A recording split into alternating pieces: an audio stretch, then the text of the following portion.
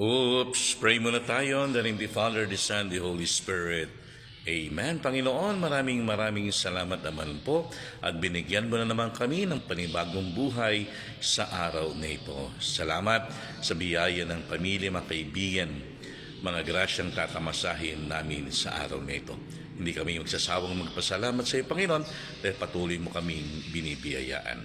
Sa araw na ito, hiniling namin na ilayo mo kami sa lahat ng karamdaman, ilayo sa lahat ng kapahamakan upang masigasig ka namin mapaglingkuran, Panginoon.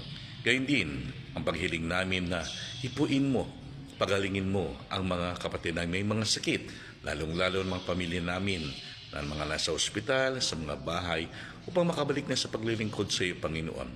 Hiling din namin ang mga kapatid na mga OFW, mga kapamilya naming nagtatrabaho sa ibang bansa, naway lagi mo silang patnubayan at gawayan, Panginoon.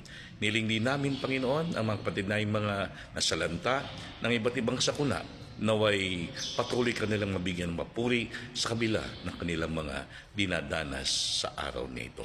Panginoon, patuloy mo kaming bigyan ng isang pusong laging marunong magmahal, tumulong, magmalasakit, magpakumaba, magpatawad sa mga nagkakasala sa amin. Gawin mo kaming iyong kamay, Panginoon, upang magsilbi kaming inspirasyon sa aming kapwa. Amen.